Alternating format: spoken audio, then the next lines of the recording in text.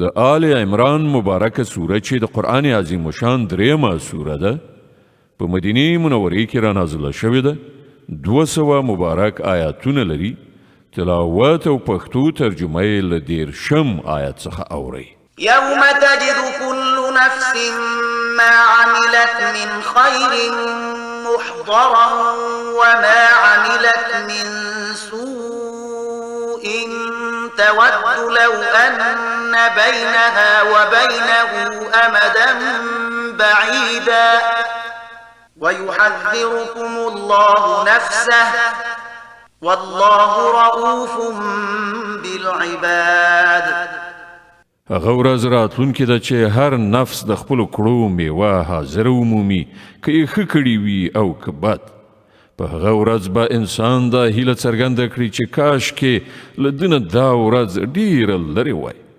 الله تاسې له خپله ځانه ویروي او هغه د خپلو بندګانو ډېر زیات خیر غوښتونکی دی. قل إن كنتم تحبون الله فاتبعوني يحببكم الله ويغفر لكم ذنوبكم والله غفور رحيم. ای پیغمبره خلکو ته ووایه چې که تاسې په رښتیا د الله سره مینه لرئ نو زما د پیروۍ لاره غوره کړئ. الله به له تاسې سره مینه وکړي او ستاسې خطاوې به در وبخي.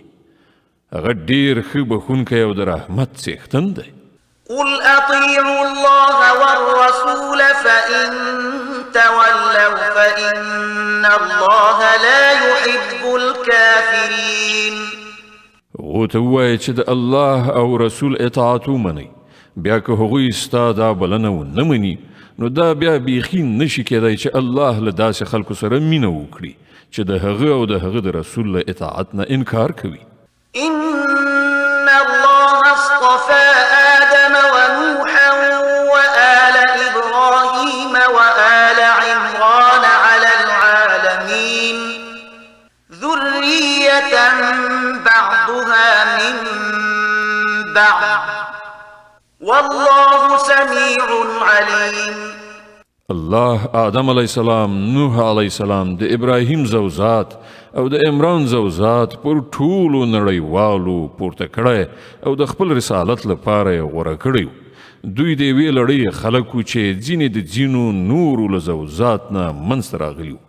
الله د هر څه اورېدونکی او په هر څه پوهېدونکی دی. إذ قالت امرأة عمران رب إني نذرت لك ما في بطني محررا فتقبل مني إنك أنت السميع العليم. الله هغه وخت اورېدل کله چې د عمران ښځې ویل چې زما پروردګاره زه دا اولاد چې زما په ګېډه کې دی ستا لپاره نظر کوم. هغه به همدا ستا کارونو ته وقف وي. زما دا سوغات قبول کړه. ته اورېدونکی او پوهېدونکی. فلما وضعتها قالت رب إني وضعتها أنثى والله أعلم بما وضعت وليس الذكر كالأنثى وإني سميتها مريم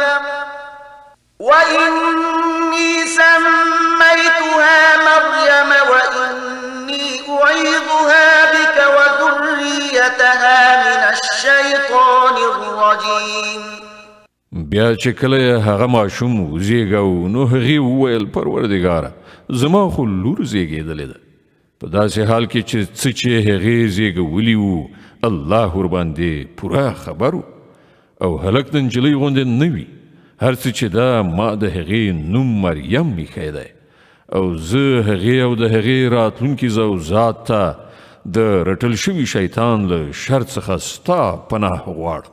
فتقبلها ربها بقبول حسن وأنبتها نباتا حسنا وكفلها زكريا كلما دخل عليها زكريا المحراب وجد عندها رزقا قال يا مريم أنى لك هذا قالت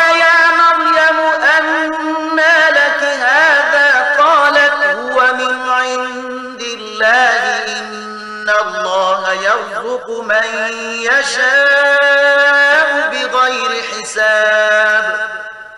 په پای کې د هغې رب هغه نجلۍ په خوښۍ سره قبوله کړه. هغه یې ډېره ښه نجلۍ وروزله او ذکریا یې د هغې پالونکی وګرځاو. ذکریا به چې هر وخت محراب کې هغې ته ورتلو نو له هغې سره به یې د خوراک او څښاک څه ناڅه میندل. پوښتنه به یې کوله مریم دا تا ته له کومه راځي؟ هغې به ځواب ورکاو د الله له لورې راغلي دي. د الله چې چاته خوښه شي بې حسابه یې ورکوي.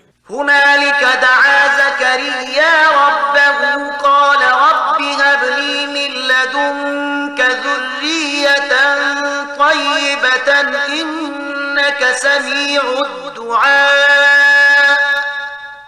د دې حال په لیدلو ذکریا خپل خدای ته دعا وکړه پروردګار په خپل قدرت ماته ښه اولاد په برخه کړه همدا ته دعا اورېدونکی. فنادته الملائكة وهو قائم يصلي في المحراب أن الله يبشرك بيحيى مصدقا بكلمة من الله وسيدا وحصورا ونبيا من الصالحين. په ځواب کې پرښتو ورته غږ وکړ او هغه په دې وخت کې په څیلخانه کې په لمانځه ولاړو چې الله تا ته د یحیی زیری درکوي. هغه به د الله له لورې دی او فرمان د ریښتینوونکي په توګه راشي. په هغه کې به د سردارۍ او لویۍ نښه وي. پر خپل نفس به په ټوله معنا حاکم وي. په پیغمبرۍ به سرلوړی وي او په ښو کسانو کې به وشمېرلی شي. قال رب أنا يكون لي غلام وقد بلغني الكبر وامرأتي عاقر قال كذلك الله يفعل ما يشاء. ذکریا وویل زما روزونکیا او پالونکیا زما به زوی له کومه شي؟ زه خو ډیر زیات سپینګیری شوی یم او زما ښځه شنډه ده. ځواب ورکړی شو همداسې به وشي. د الله چې څه خوښه وي همغسې کوي. قال رب اجعل لي آية قال آيتك ألا تكلم الناس 3 أيام إلا رمزا واذكر ربك كثيرا وسبح بالعشي والإبكار. عرضی وکړ څښتنه نو ماته کومه نښه وټاکه. وی فرمایل نښه دا ده چې ته به تر 3 ورځو پورې له خلکو سره له اشارې پرته څه خبره ونه کړې او یا به یې ونه شې کړی. په دې موده کې خپل رب ډیر یادوه او سهار او ماښام د هغه د پاکۍ ستایونکی اوسه. وإذ قالت الملائكة يا مريم إن الله اصطفاك وطهرك واصطفاك على نساء العالمين. نو هغه وخت را ورسید چې پرښتې مریم ته راغلی او وی ویل ای مریم الله ته غوره کړې او تا ته سپېڅلتیا دربښلې او د ټولې نړۍ پر ښځو یې تا ته ترجیح درکړې. يا مريم اقنتي لربك واسجدي واركعي مع الراكعين. د خپل پروردګار د فرمان تابع اوسه. د هغه په وړاندې سر په سجده اوسه او کوم بندگان چې د هغه په وړاندې سر ښکته کوونکي دي ته هم له هغو سره سر ښکته کوونکي اوسه. ذلك من أنباء الغيب نوحيه إليك وما كنت لديهم إذ يلقون أقلامهم أيهم يكفل مريم وما كنت لديهم إذ يختصمون. اے محمد دا پټ خبرونه دي چې مونږ تا ته د وحی په وسیله وایو. که نه ته خو په هغه وخت کې هلته نه وي چې د هیکل خدمتګارانو د دې فیصلې په خاطر خپل قلمونه غورځول چې د مریم سرپرست به څوک کیږي او نه ته په هغه وخت کې موجود وي چې د هغو پرې جګړه وه. إذ قالت الملائكة يا مريم إن الله ويبشرك بكلمة منه اسمه المسيح عيسى ابن مريم وجيها في الدنيا والآخرة ومن المقربين ويكلم الناس في المهد وكهلا ومن الصالحين. او کله چې پرښتو وویل اے مریم الله تا ته د خپل فرمان زیری درکوي د هغه نوم به مسیح عیسی بن مریم وي په دنیا او په آخرت کې به د عزت څښتن وي د الله په نږدې بندګانو کې به شمیرل کیږي خلکو سره به په زانګو کې هم خبرې وکړي او په زړښت کې به هم وکړي هغه به یو ښه سړی وي. قالت رب أنا يكون لي ولد ولم يمسسني بشر قال كذلك الله يخلق ما يشاء إذا قضى أمرا فإنما يقول له كن فيكون. مریم چې دا واوریدل وی ویل پروردګاره زما زوی له کومه شي ما ته خو چا لاس قدر هم نه دی راوړی. ځواب ورکړ شو همداسې به وشي الله چې چاته اراده وکړي پیدا کوي هغه چې کله د کوم کار کولو فیصله وکړي نو صرف دومره وایي چې وشه او هغه کیږي.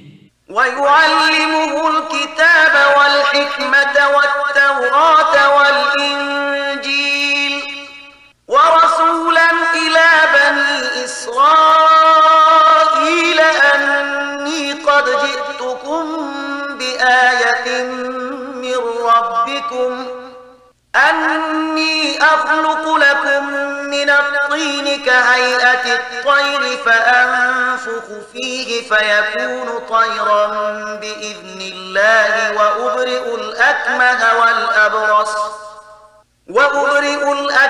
والأبرص وأحيي الموتى بإذن الله وأنبئكم بما تأكلون وما تدخرون في بيوتكم إن في ذلك لآية لكم إن كنتم مؤمنين. پرښتو د خپل وینا په لړ کې ورپسې وویل او الله به هغه ته کتاب او حکمت وښیي د تورات او انجیل علم به ور زده کړي او بني اسرائیلو ته به یې د خپل پیغمبر په توګه وټاکي. او کله چې هغه د پیغمبر په توګه بني اسرائیلو ته ورغی نو وی ویل زه ستاسې د رب لخوا له نښانې سره تاسې ته راغلی یم. زه ستاسې په مخ کې له خټې نه د مرغۍ د شکل یوه مجسمه جوړوم او په هغې کې پوکی کوم هغه د الله په امر الوتونکی جوړیږي. زه د الله په امر مورزادي ړوند او پیس روغوم او مړي ژوندي کوم. زه تاسې ته ښیم چې تاسې څه خورئ او څه په خپلو کورونو کې زیرمه کوئ. په دې کې تاسې ته پوره نښانه ده که تاسې ایمان راوړونکي یاست. ومصدقا لما بين يدي من التوراة ولأحل لكم بعض الذي حرم عليكم وجئتكم بآية من ربكم فاتقوا الله وأطيعون. او زه د هغې ښوونې او هدایت ریښتینونکی راغلی یم چې له تورات نه اوس زما په زمانه کې موجود دی او د دې لپاره راغلی یم چې تاسې ته ځینې هغه شیان حلال کړم چې پر تاسې حرام کړی شوي دي. ګورئ زه ستاسې د روزونکي پالونکي له لوري تاسې ته له نښانې سره راغلی یم نو له هغه نه وویرېږئ او زما اطاعت وکړئ. إن الله ربي وربكم فاعبدوه هذا صراط مستقيم. الله هم زما رب دی او هم ستاسې له دې امله تاسې د همغه بندګي غوره کړئ همدا سمه سیخه لاره ده.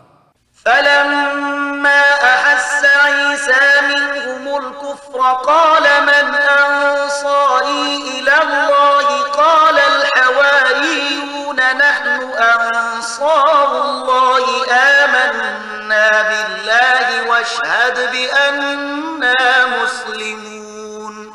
کله چې عیسی درک کړه چې بني اسرائیل کفر او انکار ته چمتو دي نو هغه وویل څوک د الله په لار کې زما ملاتړ کیږي؟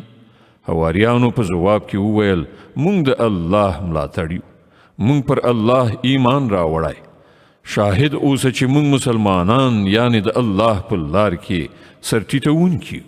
ربنا آمنا بما أنزلت واتبعنا الرسول فاكتبنا مع الشاهدين. زمونږ څښتنه کوم فرمان چې تا را لېږلی دی موږ هغه منلی او د پیغمبر پیروي مو قبوله کړې ده. زمونږ نوم په شاهدي ویونکو کې ولیکه.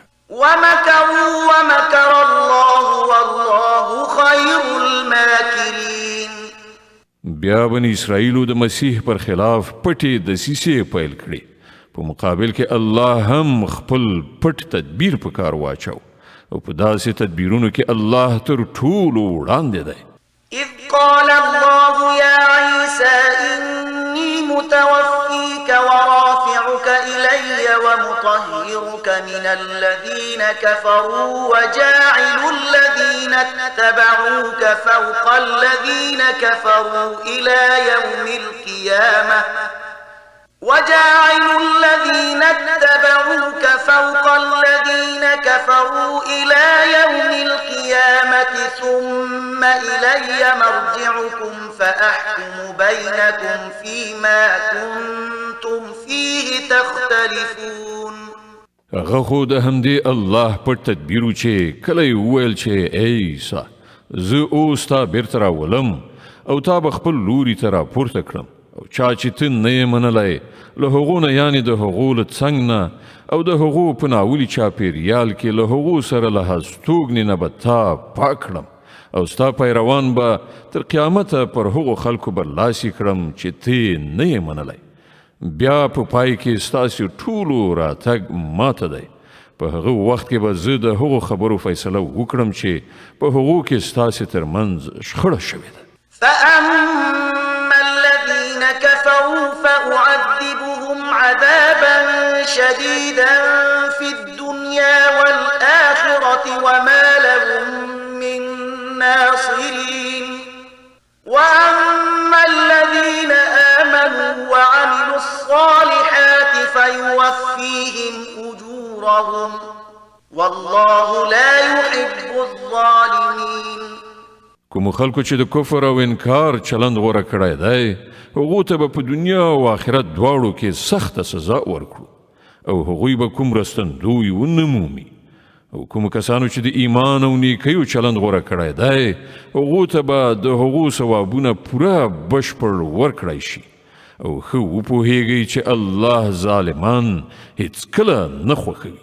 ذلك نتلوه عليك من الآيات والذكر الحكيم.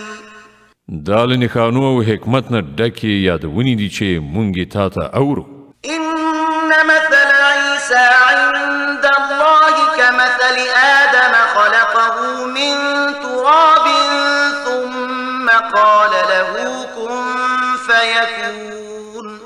د الله په وړاندې د عیسی مثال د آدم غوندې دی چې الله هغه له خاورې نه پیدا کړ او امر یې ورته وکړ چې شه نو هغه وشو. الحق من ربك فلا تكن من الممترين.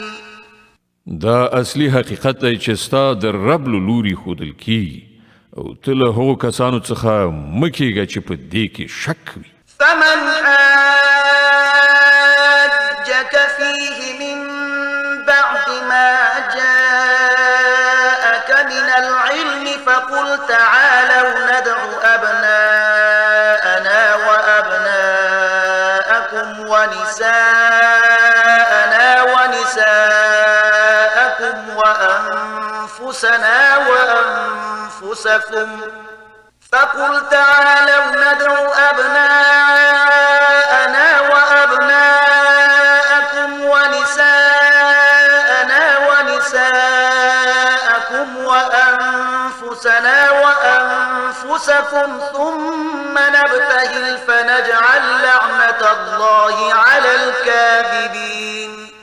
د دې علم له راتګ نه وروسته که اوس څوک په دې باب له تا سره جګړه وکړي نو ای محمده ورته ووایه چې راځئ هم به مونږ او تاسې په خپله راشو او هم به خپلې کورنۍ راولو او د خدای په وړاندې به دعا وکړو چې که هر څوک دروغجن وي پر هغه دې د خدای لعنت وي. إن هذا لهو القصص الحق وما من إله إلا الله وإن الله لهو العزيز الحكيم فإن تولوا فإن الله عليم بالمفسدين. دا بیخي صحیح واقعیتونه دي او حقیقت دا دی چې له الله نه پرته هیڅ بل خدای نشته او هغه د همدې الله ذات دی چې د هغه زور پر ټولو بار او د هغه حکمت د کائناتو په نظام کې کاریګر دی. نو که دوی په دې شرط له مقابلې نه مخ واړوي نو دا به په ډاګه شي چې هغوی مفسدان دي او الله د فساد خورونکو په حال ښه خبر دی. قل يا أهل الكتاب تعالوا إلى كلمة سواء بيننا وبينكم ألا نعبد إلا الله ولا نشرك به شيئا ولا يتخذ بعضنا بعضا أربابا من دون الله فإن تولوا فقولوا اشهدوا بأننا مسلمون. وای اهل کتابو یوې داسې خبرې ته راشي چې زمونږ او ستاسې دواړو ترمنځ یو شان ده دا چې مونږ له الله نه پرته د هیڅ چا بندګي ونه کړو له هغه سره هیڅوک شریک ونه ګڼو او له مونږ نه د هیڅ څوک له الله نه پرته هیڅ یو په ربوبیت ونه نیسي. که هغوی د دې بلنې له منلو نه مخ واړوي نو په ډاګه ورته ووایه چې شاهدان اوسئ مونږ خو مسلمانان یعنی یوازې د خدای بندگی کوونکي او اطاعت کوونکي. يا أهل الكتاب لم تحاجون في إبراهيم وما أنزلت التوراة والإنجيل إلا من بعده أفلا تعقلون. اے اهل کتابو تاسې د ابراهیم علیه السلام په باب ولې له مونږ سره شخړه کوئ؟ تورات او انجیل خو له ابراهیم علیه السلام نه وروسته نازل شوي دي نو تاسې په دومره خبره هم نه پوهیږئ؟ ها أنتم هؤلاء حاججتم فيما لكم به علم فلم تحاجون فيما ليس لكم به علم والله يعلم وأنتم لا تعلمون. تاسې چې د کومو شیانو علم لرئ په هغو کې خو بحثونه کوئ په هغو چارو کې ولې څېړنه کوئ چې له تاسې سره د هغو په باب هیڅ معلومات هم نشته. الله پوهیږي تاسې نه پوهیږئ. ما كان إبراهيم يهوديا ولا نصرانيا ولكن كان حنيفا مسلما وما كان من المشركين.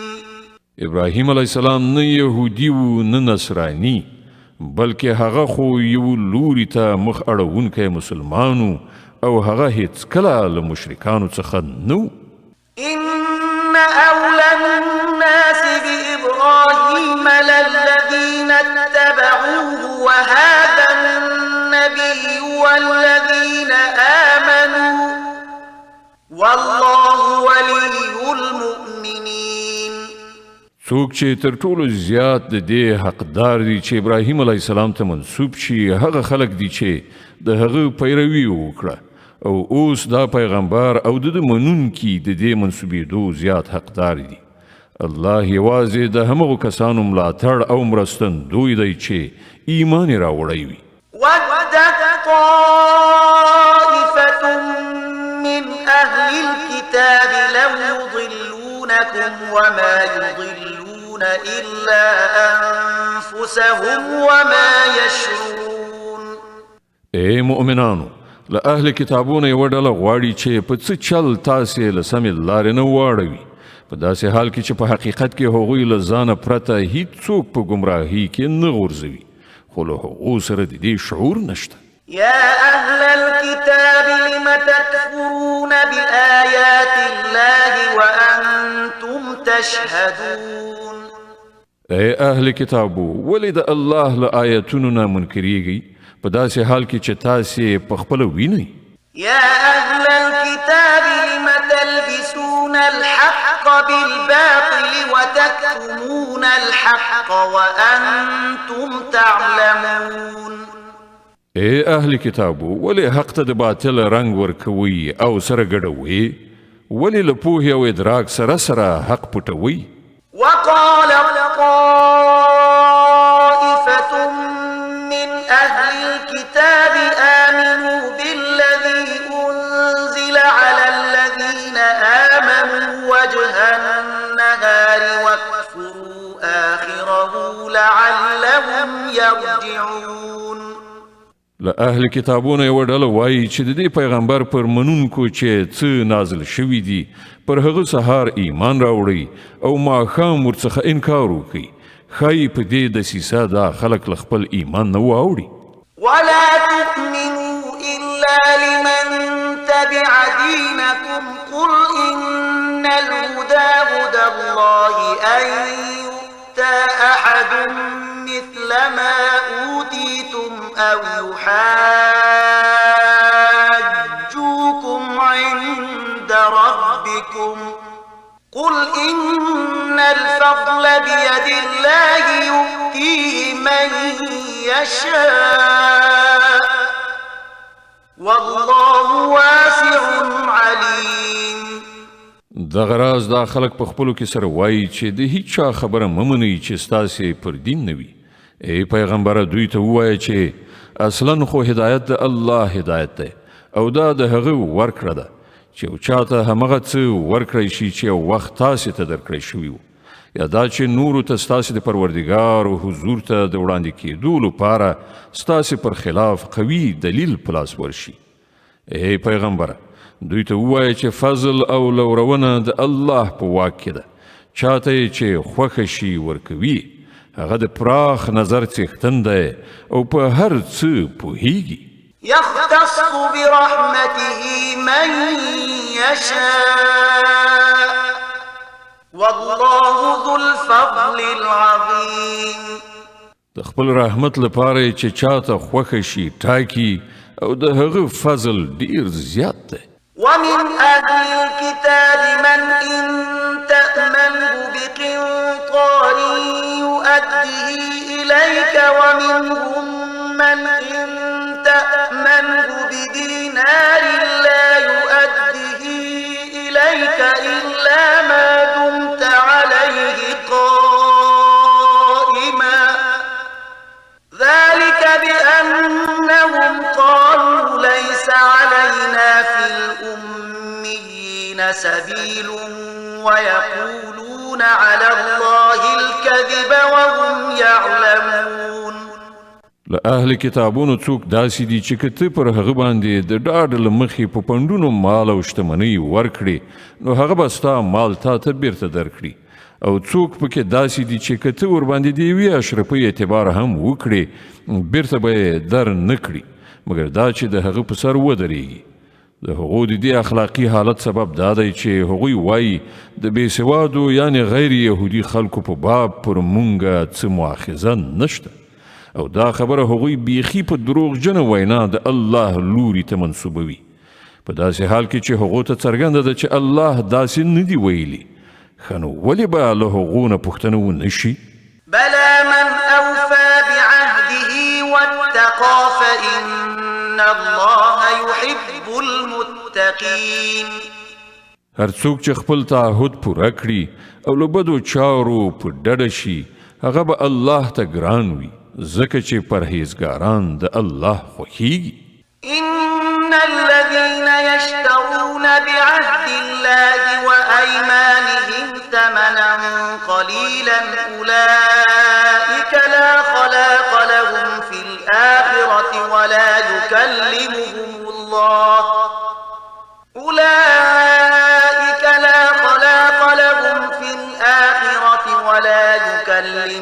الله ولا ينظر إليهم يوم القيامة ولا يزكيهم ولهم عذاب أليم. پاتې شول هغه خلک چې د الله تړون او خپل قسمونه په لږ بیه پلوري، نو د هغو لپاره په آخرت کې هیڅ برخه نشته. الله به د قیامت په ورځ نه له هغو سره خبرې وکړي، نه به د هغو لوري ته وګوري او نه به هغوی سپېڅلي کړي، بلکې د هغو لپاره خو دردناک عذاب دی.